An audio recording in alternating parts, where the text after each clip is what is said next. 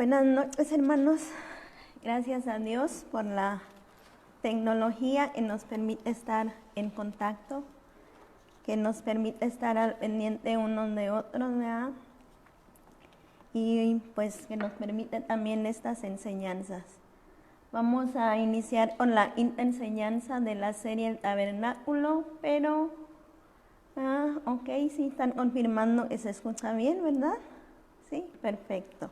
Vamos a empezar con la quinta enseñanza de la serie El Tabernáculo, pero antes vamos a orar. Si me acompañan a orar ahí donde están, hermanos, oren por mí, ¿verdad? Por el respaldo de Dios en esta enseñanza y por cada uno de ustedes, por nuestros corazones, que el Señor sea ministrando esta noche en nuestros corazones. Vamos a orar. Padre bueno, gracias te damos, mi Dios, por estos medios que tú permites, Padre, para estar en contacto unos con otros en estos tiempos, Señor. Gracias te damos también, Señor, por el cuidado que tienes de cada uno de nosotros, Señor. Te pongo en tus manos este tiempo, Señor, esta enseñanza, te ruego que seas respaldándome, Padre, que sea tu Santo Espíritu, Señor, ministrando la vida de cada uno de mis hermanos. En el nombre de Jesús, amén. Ok, ya vimos el atrio, ya vimos todo lo que es el atrio, todo lo que es las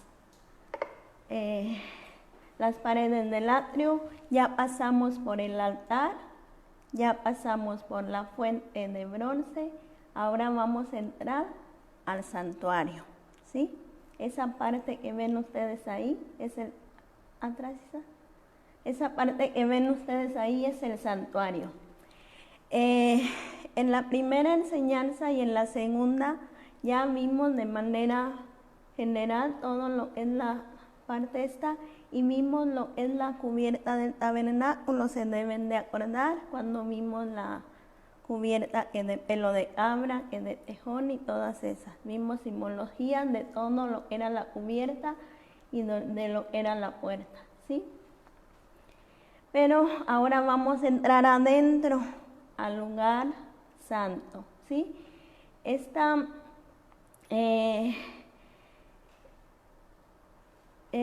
Con Isa vimos todo lo que era simbolismo de estas áreas, entonces ahorita vamos a recordar nada más un poquito.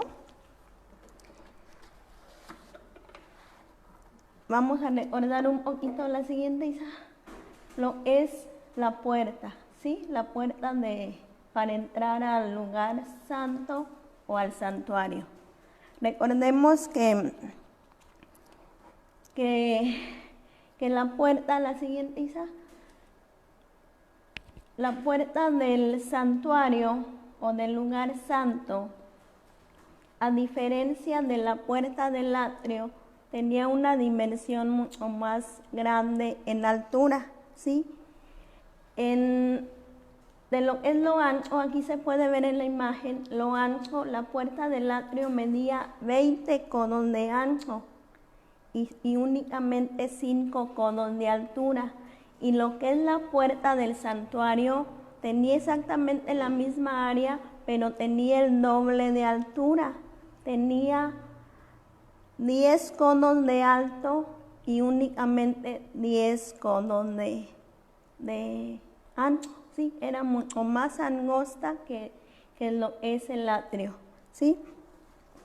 Entonces es la principal diferencia entre la puerta del atrio y la puerta del lugar santo o del santuario, ¿sí? La principal diferencia. Y esto nos recuerda un texto que viene en Mateo 7:14, que nos dice: por estrecha es la puerta y angosta la senda que lleva la vida, y pocos son los que la hallan. Mateo 7:14, ¿sí? Recordemos, hermanos, que en esta parte, la siguiente, Isa, este es el santuario. Si se fijan, esta parte es el lugar santo y la parte de atrás de la cortina es el lugar santísimo, ¿sí? Aquí va una cortina que que divide el lugar santo del lugar santísimo. Pero recordemos, hermanos, que a este lugar únicamente los sacerdotes tenían acceso, nadie más podía entrar. Si a alguien se le podía entrar, caía muerto debido a la santidad de Dios, ¿sí? No podemos orar, no podemos adorar, no podemos tener ninguna comunión con Dios si no hemos sido ungidos como sacerdotes del nuevo pacto, ¿sí? Si no somos sacerdotes del nuevo pacto, no podemos entrar en comunión con Dios. ¿Y cuándo ocurrió esto? Lo mismo en la enseñanza pasada, el día que creímos, el día que le aceptamos como Señor de nuestras vidas, ¿verdad? Entonces, vamos ahora a entrar al lugar santo. Tenemos que en el lugar, bueno, déjale la siguiente.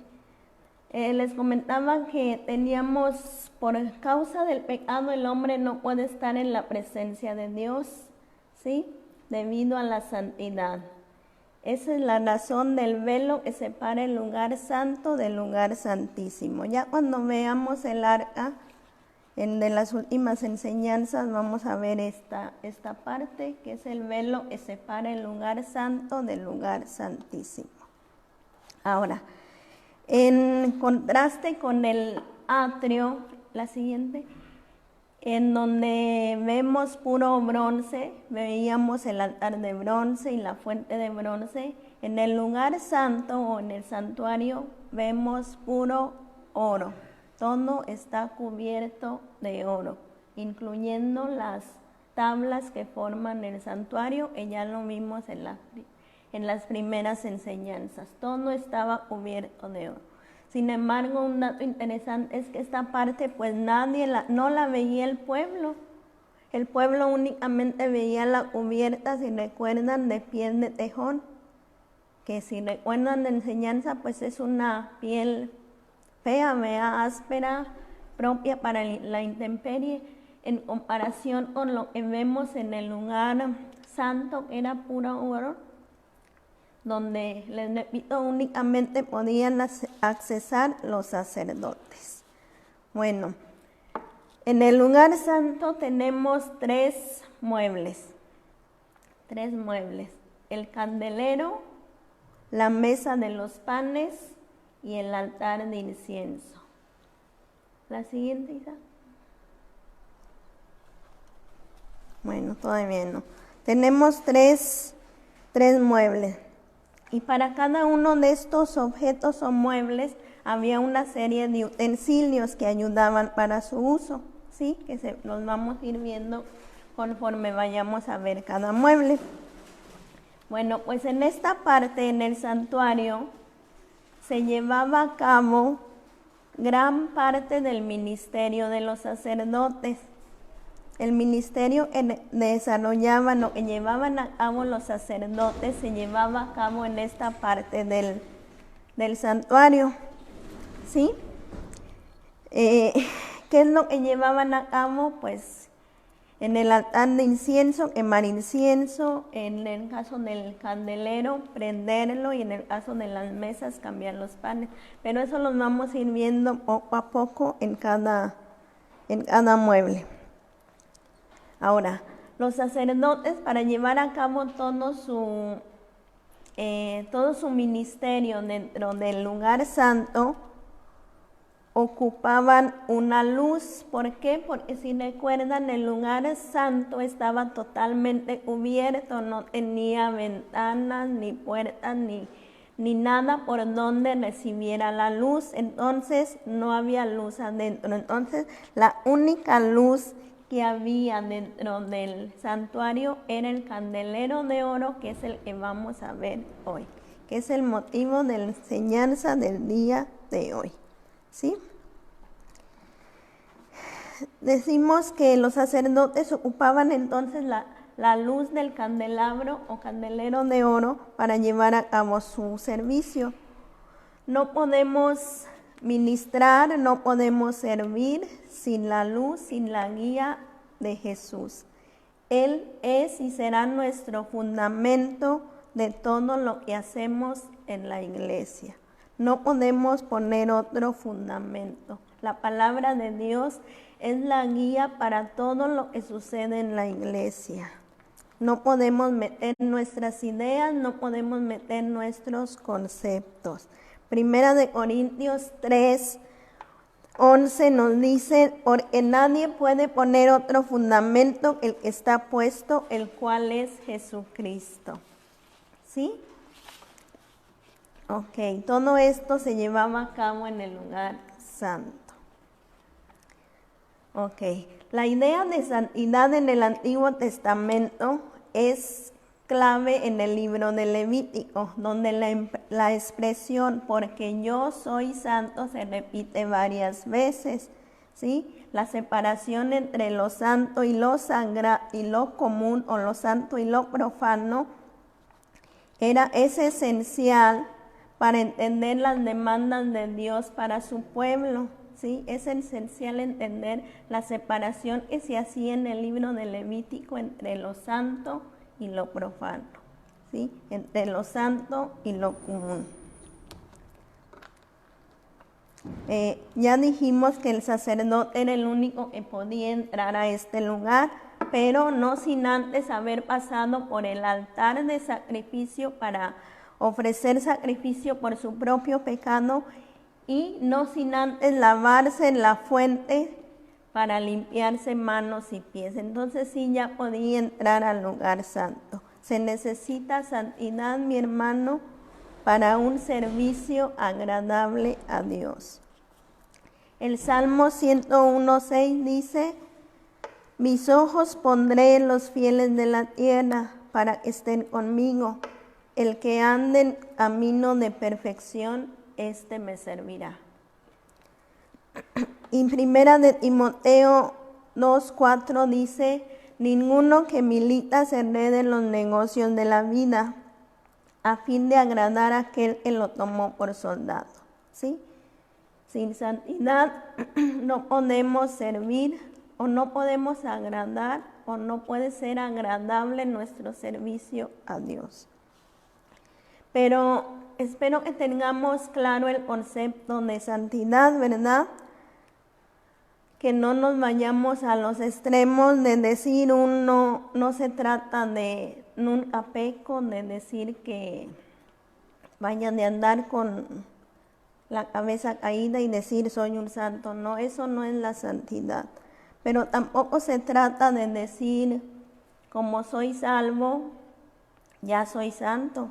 Esa es la santidad posicional, pero aquí estamos hablando de la santidad progresiva, ¿verdad? Y esa nos corresponde buscarla a nosotros. Nos dice Hebreos 12:14, buscad la santidad sin la cual nadie verá al Señor. ¿Sí? Ok, entonces tenemos el primer mueble está en este lugar santísimo, en este lugar santo, que es donde se llevaba a cabo el ministerio de los sacerdotes. Miren, el candelero o candelabro de oro lo vamos a encontrar, para los que anotan, si quieren anotar las citas generales, lo vamos a encontrar en Éxodo 25 del 31 al 40. Y Éxodo 37 del 17 al 24. Esos dos textos vienen la descripción general de lo que es el candelero de oro, ¿sí? Pero antes de ver la descripción general, vamos a ver qué era el candelero de oro o candelabro de oro. Del hebreo viene de la palabra menorá, y literalmente significa portalámpara. Pero según el diccionario, los candeleros son soportes móviles para sostener velas, y cuando tienen grandes dimensiones o cuando se ramifican, como el caso del candelero de oro del Éxodo, se le llama o se denominan candelabros. Entonces lo más correcto para el candelero de oro lo más correcto es nombrarlo candelabro, ¿sí? Es el término más correcto. ¿Por qué? Porque es un soporte para sostener una o más lámparas. Ok, entonces el candelero de oro o candelabro es una lámpara compuesta de 7 lamparillas, las cuales ardían debido al aceite de oliva. Esta lámpara permanecía encendida toda la noche hasta la mañana, momento en el cual las mechas eran recortadas por los sacerdotes. Ok. ¿Y cómo era este candelero? La siguiente. ¿Cómo era? Tenemos la descripción en Éxodo 23 y la vamos a leer literalmente. Éxodo 25, del 31 al 40. Vamos a leerla ahí. La versión que les voy a leer, hermanos, es la versión Dios habla hoy. Dice, haz también un candelabro de oro puro labrado a martillo, su base, tronco, copas, cálices y pétalos formarán una sola pieza, y de los costados le saldrán 6 brazos, 3 de un lado y 3 del otro. Cada uno de los 6 brazos que salen del tronco del candelabro deberán tener 3 copas en forma de flor de almendro, con su cáliz y sus pétalos. Y el tronco mismo tendrá 4 copas, también en forma de flor de almendro, con su cáliz y sus pétalos. Cada uno de los 3 pares de brazos que salen del candelabro tendrá un cáliz en su parte interior. Los cálices y los brazos deberán formar una sola pieza con el candelabro, el cual ha de ser de oro puro labrado a martillo.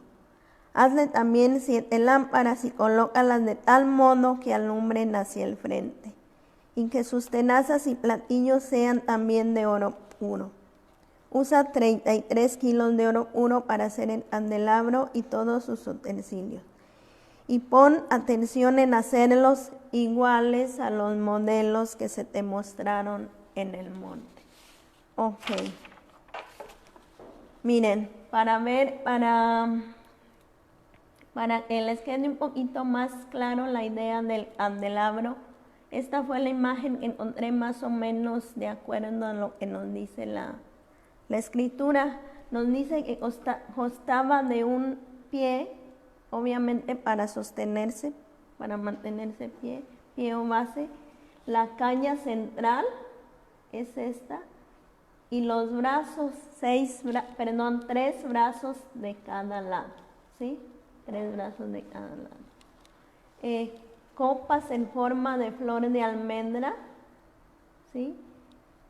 Su cáliz y sus pétalos, y las lámparas en la parte de arriba. De manera general, ese es el candelabro. ¿Ok? Bueno, ya que vimos de manera general, ahora vamos a ver para qué era, para qué función tenía este candelero, y vamos a ver la enseñanza general. Para introducirnos en la enseñanza vamos a leer un texto en Apocalipsis 1:20, ¿sí? Apocalipsis 1:20.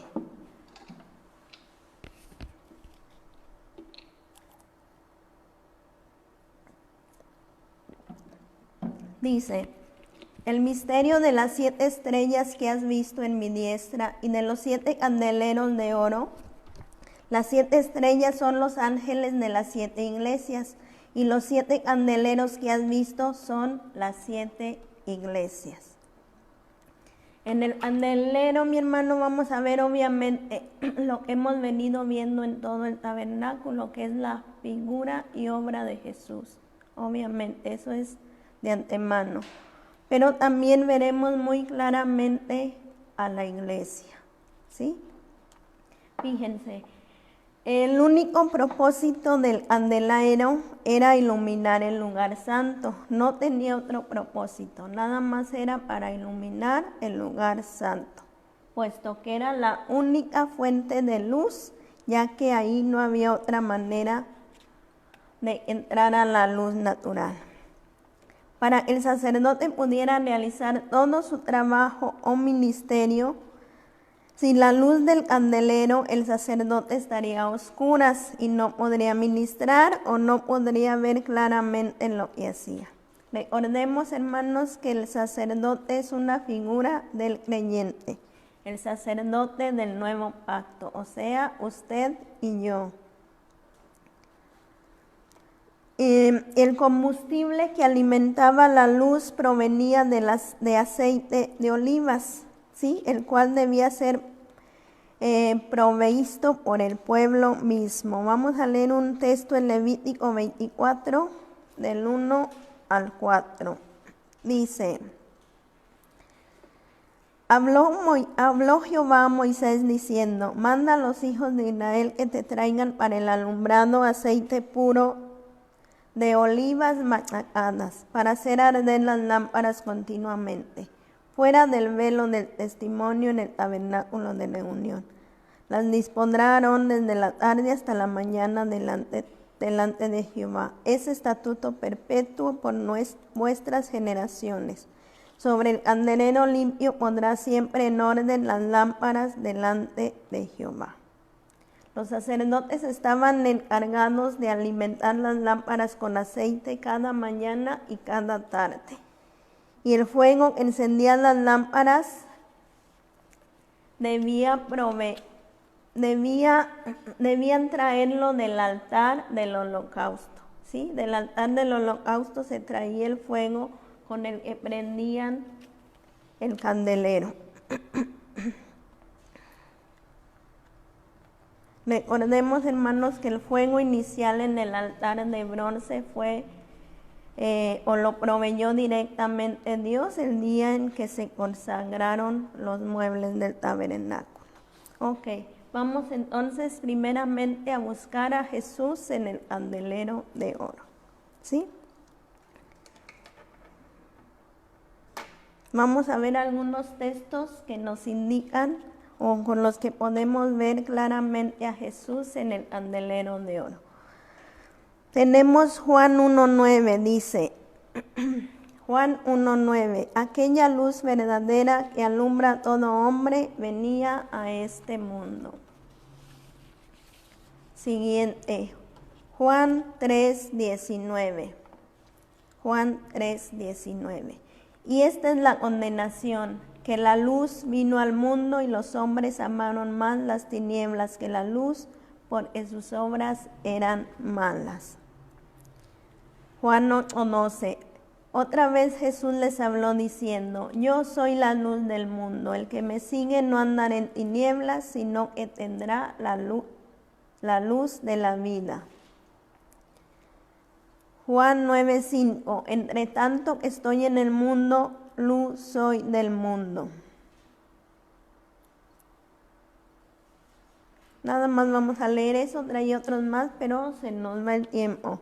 Ok, vamos a ver ahora la descripción detallada del tabernáculo. La siguiente descripción detallada. Dice primero: harás además un candelabro de oro puro. Es la primera característica que vamos a ver en el candelero. Era de oro puro, no tenía otro material. Era el único mueble del tabernáculo que era de oro puro, ¿sí? Incluyendo, hermanos, los utensilios que se utilizaban para el candelabro también eran de oro puro, en este caso las despabiladeras y los platillos, ¿sí? Las despabiladeras se utilizaban para cortar la llama de las lámparas, pero lo vamos a ver más adelante. Pero todo era de oro puro.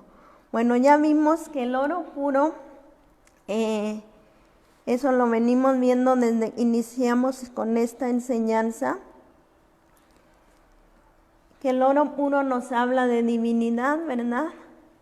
Nos habla de divinidad, nos habla de lo que es esencialmente divino. Sin embargo, la Biblia también nos menciona el oro en otro contexto. Vamos a ver Primera de Pedro 1:17. Vamos a ver, hermanos, cómo les comentaba al inicio, aparte de Jesús, que lo vamos a encontrar en todo el tabernáculo. Jesús hizo obra, vamos a encontrar dentro del lugar santo a la iglesia, ¿sí? Dice Primera de Pedro 1:17, para que sometida a prueba vuestra fe, mucho más preciosa que el oro, el cual aunque perecedero, se prueba con fuego, se añade en alabanza, gloria y honra cuando se ha manifestado Jesucristo. Y un texto más, Malaquías 3, del 1 al 3. Malaquías 3, del 1 al 3. Se sentará para afinar y limpiar la plata, porque limpiará a los hijos de Leví. Los afinará como a oro y como a plata, y traerán a Jehová ofrenda en justicia. Este texto de Malaquías es un texto mesiánico o profético que nos habla de Jesús. Nos habla, él afinará a los sacerdotes, dice a los hijos de Leví, está hablando de los sacerdotes, aplicándolo a la iglesia, pues a los sacerdotes del nuevo pacto, ¿verdad? En este caso usted y yo. Los afinará para que la fe de su iglesia sea oro puro, para refinar, para quitar impurezas y que sea hallada, dice el texto, en alabanza, gloria y honra. ¿Sí? Que nuestra fe, la fe de la iglesia, sea hallada en alabanza para Dios. ¿Y cómo se afina el oro? Hermanos, ¿cómo se quitan las impurezas del oro? Con fuego, ¿sí? Con fuego. ¿Qué es el fuego? Hablando bíblicamente, son pruebas. Cuando pasamos pruebas o dificultades, todo ello purifica nuestra fe, ¿verdad? Purifica, quita las impurezas. Claro que va a depender también cómo respondamos a ellas, porque si no respondemos como dice el texto en alabanza, entonces no va a ser purificada nuestra fe, ¿sí? La siguiente parte o la siguiente característica, labrado a martillo se hará el candelero. Labrado a martillo se hará el candelero. Ok. Igual en el pasado, mi hermano, el martillo en la palabra lo encontramos como símbolo de sufrimiento o prueba, ¿sí? Como símbolo de sufrimiento o prueba. Entonces, bueno, vamos a ver primero en el caso de la iglesia. Vamos a ver primero el significado del martillo como palabra de Dios. El martillo en la Biblia es un símbolo de la palabra de Dios. Vamos a ver Jeremías 23, 29. Jeremías 23, 29. Dice, no es mi palabra como fuego, dice Jehová, y como martillo que quebranta la piedra. Entonces fue labrado a martillo, nos está simbolizando el creyente o la iglesia está siendo moldeada por la palabra de Dios hasta llegar a la estatura del varón perfecto, a tener la imagen de Cristo, hasta que seamos perfeccionados en la palabra de Dios. Obviamente escudriñándola y poniéndola por obra, ¿sí? En la enseñanza pasada, mi hermano, veíamos que si no obedecemos la palabra, nos dice Santiago que de nada sirve, ¿verdad? Es como si nos vemos en el espejo, nos volteamos y se nos olvida lo mal que nos veíamos. Así dice una versión de Santiago.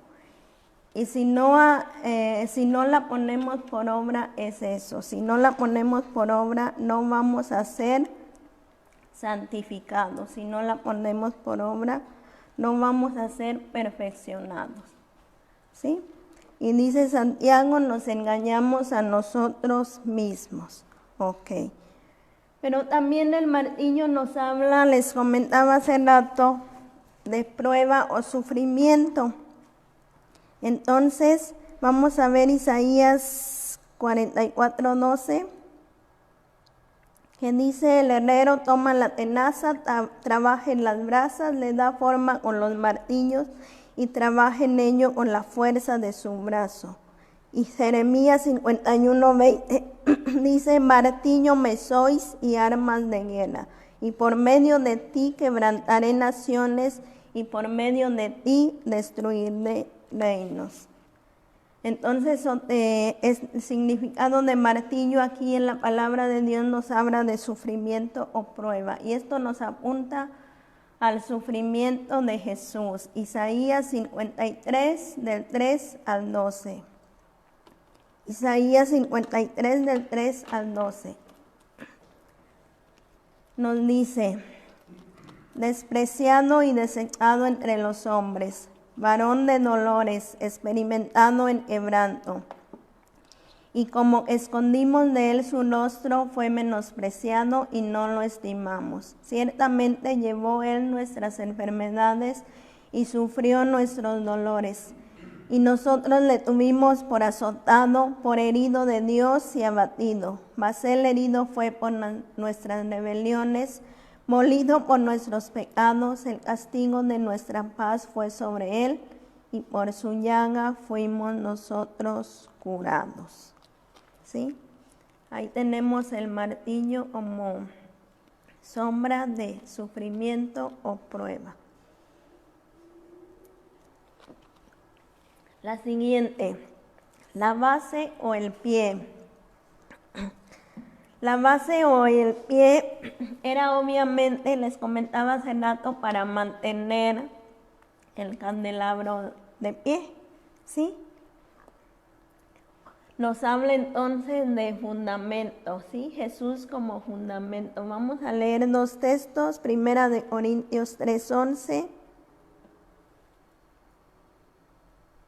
y Mateo 16 al 18. Dice, bueno, 1 Corintios 3:11 ya lo comentamos hace rato: porque nadie puede poner otro fundamento que el que está puesto, el cual es Jesucristo. ¿Sí? Y Mateo 16, del 16 al 18, respondiendo Simón Pedro dijo: tú eres Cristo, el Hijo del Dios viviente. Entonces le respondió Jesús: bienaventurado eres, Simón, hijo de Jonás, porque no te lo reveló carne ni sangre, sino mi Padre está en los cielos.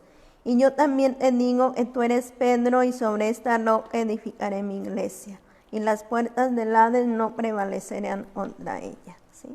La iglesia fundada en la verdad revelada por Pedro, o sea, Cristo, el Hijo del Dios viviente. Ahí tenemos la base de la iglesia. Su caño central o caña central.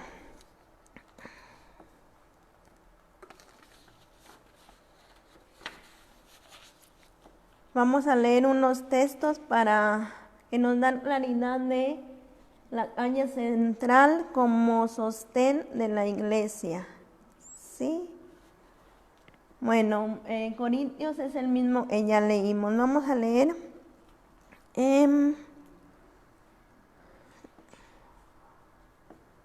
Bueno, Corintios es el mismo. Dice que nadie puede poner otro fundamento que el que ya está puesto. Hermanos, los hombres pasan, los pastores pasan, lo único que sostiene a la iglesia es Cristo. Lo que no puede faltar es Cristo. Cuidado cuando ponemos otro fundamento, cuando nuestra iglesia gira en torno a un hombre. ¿Por qué? Porque tarde o temprano este hombre se va y la iglesia debe continuar, ¿sí? Cuando ponemos un hombre como fundamento de la iglesia o gira la iglesia en torno a un hombre, tarde o temprano la iglesia se acaba, ¿sí?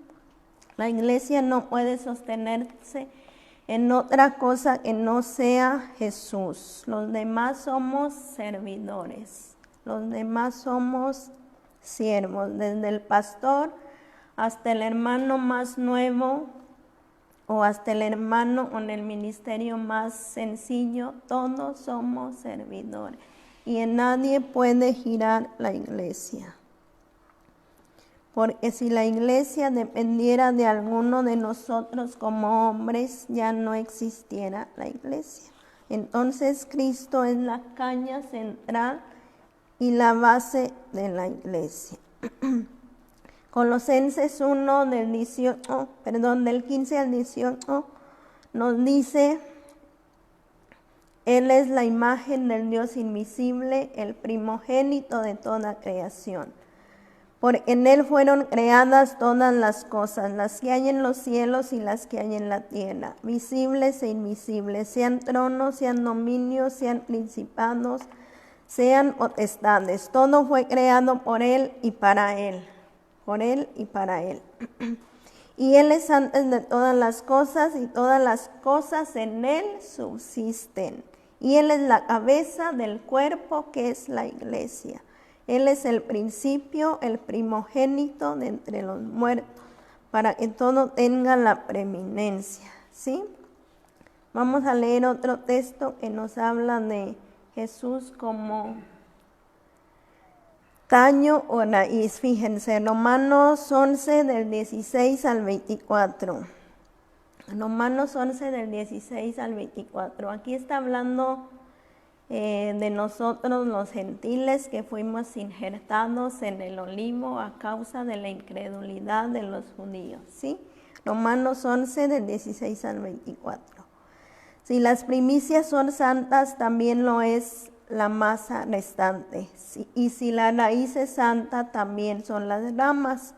Pues si algunas de las ramas fueron desgajadas, hablando de los judíos, y tú siendo olivo silvestre, hablando de nosotros los gentiles, has sido injertado en lugar de ellas y has sido hecho participante de la raíz, hablando de Cristo, y de la rica savia del olivo. No te jactes contra las ramas, y si te jactas, sabe que no sustentas tú a la raíz, sino la raíz a ti. Cristo es el que sostiene a la iglesia, ¿sí? Siguiente, los brazos del candelabro. Dijimos que tenía 6 brazos, se desprendían del brazo principal, 3 de cada lado, así. 3 de cada lado. El número 6, mis hermanos, no sé si ya lo vimos en otra enseñanza, es símbolo de hombre, ¿sí? Los 6 brazos son símbolos de hombre, en este caso de la iglesia, ¿sí? Sin embargo, estos 6 brazos, si vemos la imagen del candelero, son dependientes del brazo principal, ¿sí? El brazo central es el que sostiene a los otros, ¿sí? Los 6 brazos salen del lado del brazo principal. Entonces esto nos indica una dependencia total, otra vez, de Jesús, ¿sí? La iglesia y cada creyente en dependencia total de Jesús. Solo conectados a Cristo, solo conectados a la rama, podemos llevar luz y frutos. Recordemos el texto de Juan 15, del 4 al 6. La caña central nos ilustra la relación de la vid con los pámpanos. Cristo es la caña, Cristo es la vid, y nosotros las ramas, nosotros somos los pámpanos. El cristiano, el creyente se alimenta o nos alimentamos de Cristo a través de la palabra para llevar frutos. Separados de mí nada podéis hacer. Dice Juan 15, 4, del 4 al 6, permaneced en mí y yo en vosotros. Como el pámpano no puede llevar fruto por sí mismo si no permanece en la vid, así tampoco vosotros si no permanecéis en mí. Yo soy la vid, vosotros los pámpanos. El que permanece en mí y yo en él, este lleva mucho fruto, porque separados de mí nada podéis hacer. El que en mí no permanece será echado fuera como pámpano y se secará. Ok, los 6 brazos dependientes de la vid. También se relacionan, bueno, hablando de los 7 brazos en total, porque en los 7 había lámparas, en los 7 había luz, se relacionan con la luz perfecta. El número 7 nos habla de perfección, ¿sí? Entonces, la luz perfecta, y también lo relacionan algunos estudiosos con Isaías 11, del 1 al 2, se los voy a leer.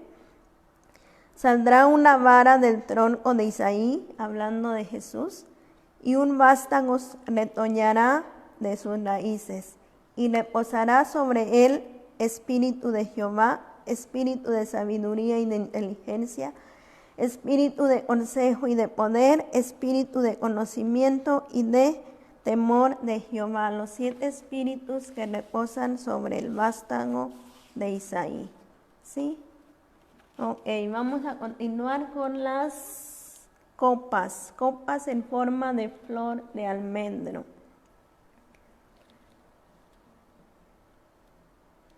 Con sus cáliz y sus pétalos. Miren,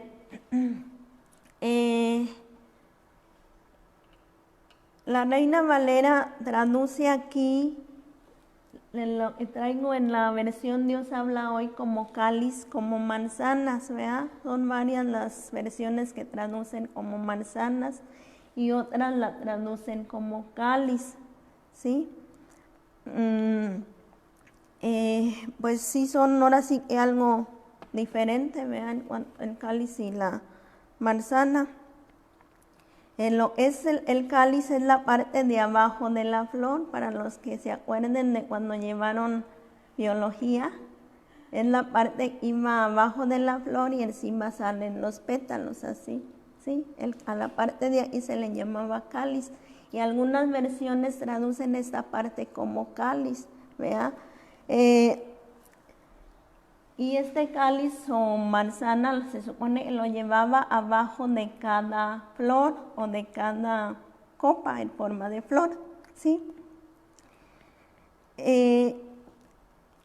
Personalmente, así de manera muy personal, creo que cáliz es la traducción más correcta, pero como no quiero meterme en problemas, pues mejor vamos a ver únicamente lo que es la flor de almendro, ¿sí? La flor de almendro. El almendro dice que es un árbol originario de Medio Oriente, ¿sí? Del Líbano y otros lugares de Mesopotamia, y es mencionado en la Biblia en pasajes que destacan por algunos atributos muy importantes. Por ejemplo, nos dice que es un árbol muy apreciado por su fruto, en este caso la almendra. En Génesis 43 al versículo 11 nos dice: entonces Israel, su padre, les respondió: pues que así es, hacedlo, tomad de lo mejor de la tierra en vuestros sacos, y llevad a aquel varón un presente, un poco de bálsamo, un poco de miel, aromas, mirra, nueces y almendras, ¿sí? Era apreciado el fruto del almendro en tiempos bíblicos.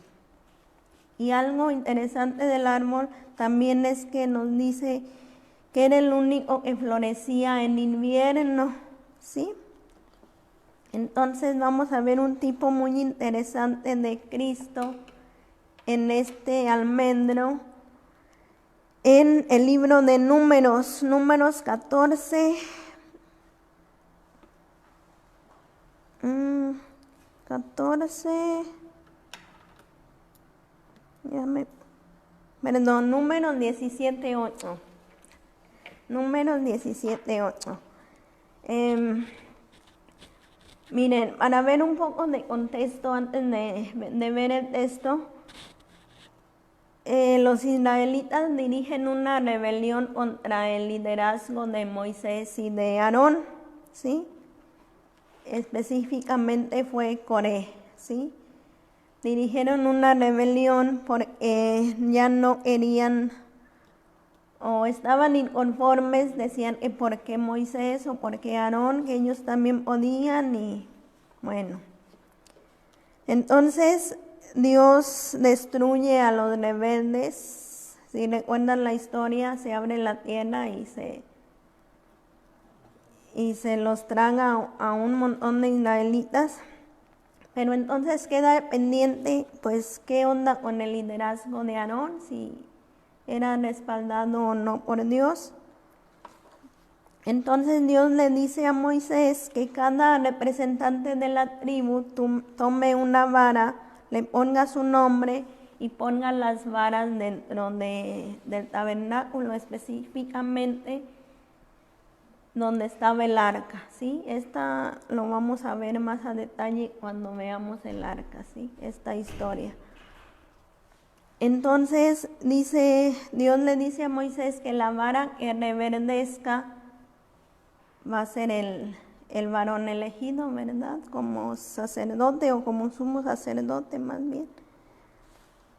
Y así fue. Entonces vamos a leer el texto de Números 17:8, nos dice: y aconteció que el día siguiente vino Moisés al tabernáculo del testimonio, y he aquí que la vara de Aarón de la casa de Leví había reverdecido y echado flores y arrojado renuevo y producido almendras.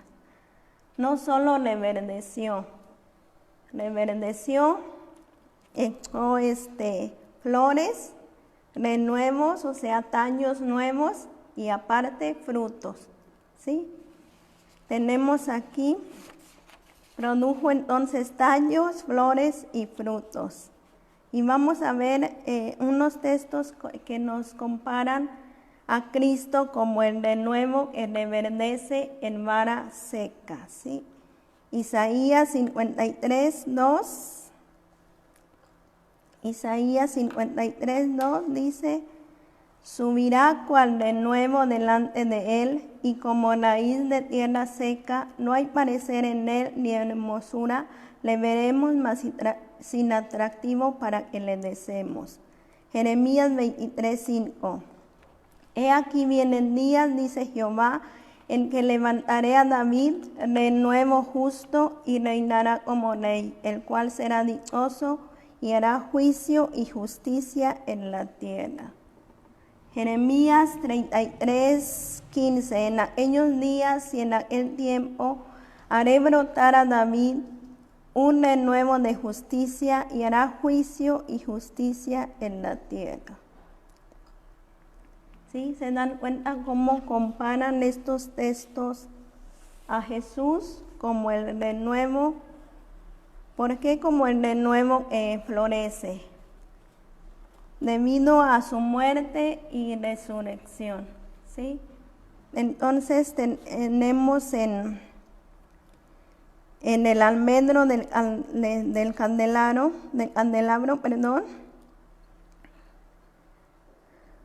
la resurrección de Cristo, ¿sí? Vamos a ver un texto más, Juan 12, del 23 al 24. Nos dice: Jesús les respondió diciendo: ha llegado la hora para que el Hijo del Hombre sea glorificado. De cierto os digo que si el grano de trigo no cae en la tierra y muere, queda solo, pero si muere, lleva mucho fruto. Jesús está hablando de sí mismo, de su muerte y su resurrección, ¿sí? La resurrección de Cristo lo confirma como el Hijo de Dios y le da el derecho al sacerdocio eterno, como sucedió con Aarón. Vamos a ver ahora las lámparas. Las lámparas. Dice Éxodo 25 al Éxodo 25:37. Y le hará 7 lamparillas. Ya vimos que llevaba una lamparilla en cada brazo. Entonces era el brazo central y 6 en cada lado, tenemos 7. Entonces son 7 lamparillas. Dice, las cuales encenderás para que alumbren hacia adelante. Hacia adelante. Esto es interesante, pero lo vamos a ver a detalle cuando veamos la mesa de los panes. Entonces son 6 lámparas, la luz de la iglesia, y son 7 lámparas, la luz perfecta. Ya vimos de manera muy general a Jesús como la luz, pero ¿de qué manera esa luz va a iluminar a la iglesia para que a su vez la iglesia seamos la luz, como dice Jesús, que vosotros sois la luz? El candelero va a iluminar a la iglesia de 3 maneras. 1, por la palabra. Salmo 119, 105 nos dice, lámpara es a mis pies tu palabra y lumbrera a mi camino. La fuente más evidente de luz espiritual para el creyente proviene de la palabra de Dios. Es la más evidente, la palabra de Dios. A través de la palabra vamos a encontrar luz para ser a su vez nosotros luz. 2, revelación. ¿Quién nos revela la palabra? Dice la Biblia, el hombre natural no entiende o no percibe las cosas espirituales, ¿sí? El hombre natural no puede entender las cosas espirituales. Dice 1 Corintios 2:14, pero el hombre natural no percibe las cosas que son del espíritu, porque para él son locura y no las puede entender, porque se han de discernir espiritualmente. Recibimos entonces revelación de la palabra a través del Espíritu Santo. Sin la revelación del Espíritu Santo no podríamos entender las Escrituras o discernir las Escrituras. Entonces, cuando a través de la revelación del Espíritu Santo escudriñamos las Escrituras, no meramente como conocimiento, sino como ya lo vimos el jueves pasado, obedeciéndola, el Espíritu Santo nos va perfeccionando y vamos a hacer luz para los demás. Vamos a hacer reflejo. ¿Qué nos dice Efesios 5 del 8 al 10? Porque en otro tiempo erais tinieblas, mas ahora sois luz en el Señor. Andad como hijos de luz, porque el fruto del Espíritu es en toda bondad, justicia y verdad. Somos luz del mundo cuando reflejamos lo que hemos recibido de Dios y vivimos como Él nos manda. Vamos a leer un último texto de esto. Dice Mateo 5, del 14 al 16. Vosotros sois la luz del mundo. Una ciudad situada sobre un monte no se puede ocultar. Ni se enciende una lámpara y se pone debajo del almud, sino que sobre el candelero y alumbra a todos los que están en la casa. Así brille vuestra luz delante de los hombres, para que vean vuestras buenas acciones y glorifiquen a vuestro Padre que está en los cielos. Filipenses 2:15, para que seáis irreprensibles y sencillos, hijos de Dios, sin mancha en medio de una generación maligna y perversa, en medio de la cual resplandecéis como luminares en el mundo. Qué responsabilidad, mi hermano. La Biblia nos manda a que seamos luz, ¿sí? Que seamos luz. Vamos a ver ahora ya se nos está terminando el tiempo, pero vamos a ver rápido el aceite que se usaban para estas lámparas. Era aceite de oliva y la Biblia lo llama puro. Ya leímos Levítico 24:2, dice: manda a los hijos de Israel que te traigan para el alumbrado aceite puro de olivas machacadas, para hacer arder las lámparas continuamente. El aceite en la Biblia tiene un significado que representa al Espíritu Santo, ¿sí? En Primera de Samuel, ya no lo vamos a leer, pero vemos que cuando Samuel unge a David con aceite, en ese mismo instante el Espíritu Santo desciende sobre David, ¿sí? Entonces, el aceite tiene en la Biblia varios usos, vamos a ver únicamente dos. El primero es como combustible para las lámparas, ¿sí? Gracias al aceite era posible iluminar la oscuridad. Antiguamente las aceitunas eran vertidas en un depósito de piedra y de esa manera se les extraía el aceite. El aceite puro y virgen es usado como combustible para el candelero y el Espíritu Santo es el Espíritu Santo es el aceite en el candelero de la iglesia, ¿sí? Sin el Espíritu Santo nos apagamos.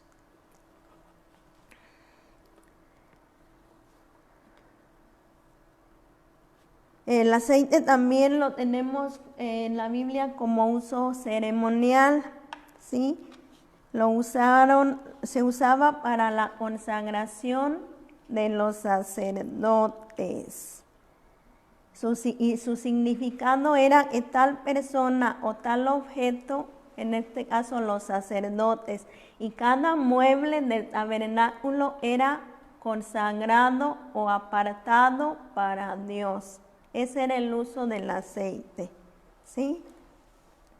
Se consagraban tanto las cosas como las personas para uso exclusivo de Dios. Y mi hermano, se supone ese mismo es el fin del Espíritu Santo en nosotros los creyentes. Apartarnos para uso exclusivo de Dios. Para uso exclusivo de Dios. Ya por último, las despabiladeras o pinzas, más fácil. Se utilizaban para, fíjense mi hermano, se utilizaban para cortar el pabilo de la lámpara y avivar la llama, ¿sí? Solito nos da el simbolismo, cortar el pabilo de la lámpara para avivar la llama.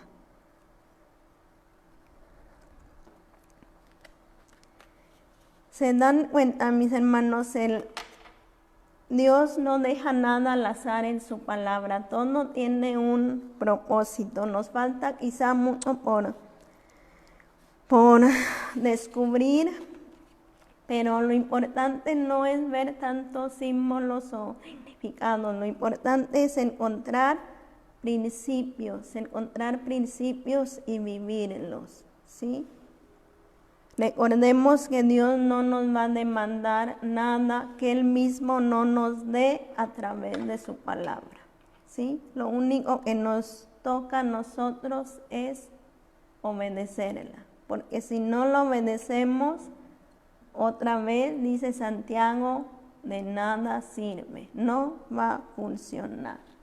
No va a funcionar. Para tener aceite, para tener la llenura del Espíritu Santo, como lámparas que somos, necesitamos obedecer su palabra, ¿sí? Hacer morir a mi carne y vivir para el Espíritu, ¿sí? Depende de nosotros, mi hermano, depende de nosotros. Pues les vamos a dejar ahí, hermanos, vamos a orar para despedirnos. Con esto terminamos lo que es el candelabro de oro, candelero de oro. Si Dios permite, el siguiente jueves vamos a ver la mesa de los panes, ¿sí? No se lo pierdan. Vamos a orar para despedirnos. Padre bueno, gracias te damos, Señor, por tu Espíritu Santo. Gracias, Señor, porque a través de él, Padre, podemos discernir tus escrituras, a través de su enseñanza, a través de su luz, Señor, podemos nosotros también ser luz, Señor, a los demás. Ayúdanos, Padre, ayúdanos a ser obedientes a tu palabra, Señor, para que podamos ser luminares allá afuera como lo demanda tu palabra. Gracias te damos, Señor, quédate en la vida de cada uno de mis hermanos, en el nombre de Jesús. Amén. Gracias, hermanos, Dios les bendiga.